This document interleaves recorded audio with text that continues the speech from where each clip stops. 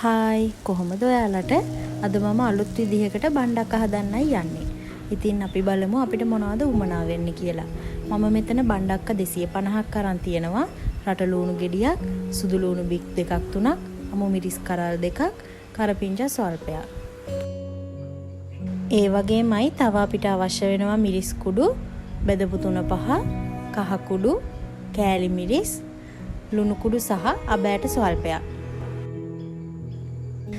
දැන් මම මේ සෝදාගත්ත බණ්ඩක්ක ටික දිග අතර කපා ගන්නයි යන්නේ.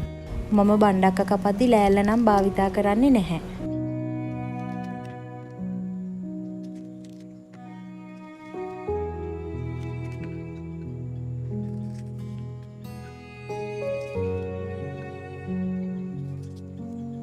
දැන් මම රට ලූණු ගෙඩිය ලොකු කැබලි විදිහට කපා ගන්නවා.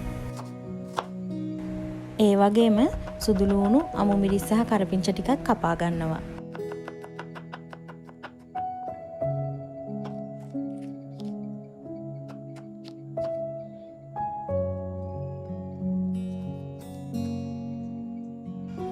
මට ඔයාලට දෙයක් කියන්න අමතකුණා. අපි මේ කපාගත්ත බණ්ඩක්ක ටික බෙද ගන්න කලින් මුලින් පිටි දැවටුමක තවර ගන්නවා. ඉතින් ඒ සඳහා අපිට අවශ්‍ය වෙනවා මිරිස් කුඩු බෙදපු 3-5, ලුණු කුඩු, පාන් පිටි සහ වතුර ස්වල්පයක්.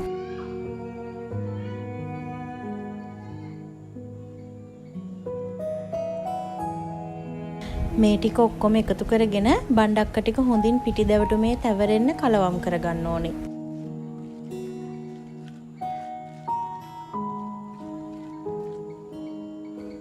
දැන් මම පෑන් එකක් රත් වෙන්න තියලා ඒකට තෙල් ස්වල්පයක් එකතු කරගෙන දවට ගත්ත බණ්ඩක්ක ටික තෙලෙන් බැද ගන්නයි හදන්නේ.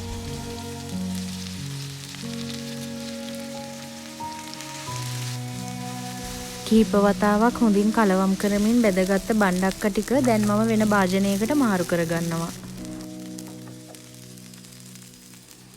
නැවතත් මේ පෑන් එකටම තෙල් ස්වල්පයක් එකතු කරලා තෙල් ටික රත් වීගෙන එනකොට අබෑට ටික තෙලට දාගන්නවා.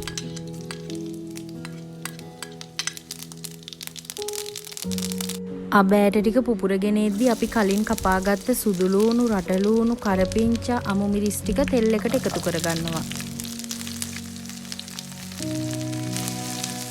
මේ ටික තෙලෙන් ටික වෙලාවක් මැලවෙන්න දීලා ඊළඟට අපි අපේ මිරිස් කුඩු බෙදපු 3-5, කහ කුඩු, කෑලි මිරිස් සහ ලුණු කුඩු ටික එකතු කරගන්නවා.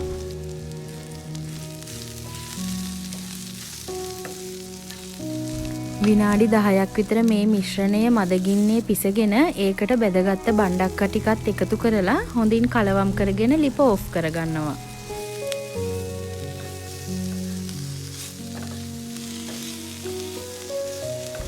දැන් මම මේ බණ්ඩක්ක එක හදලා ඉවරයි. ගොඩක් වෙලා ගන්නේ නැතුව ලේසියෙන් රසට අපිට මේ බණ්ඩක්ක එක හදා ගන්න පුළුවන්. ඔයාලත් මේ විදිහට හදලා රස කොහොමද කියලා බලන්නකෝ. තවත් දවසක අලුත් රෙසිපි එකක් අරන් එනකන් ඔයාලා හැමෝම සතුටින් පරිස්සමෙන් ඉන්න.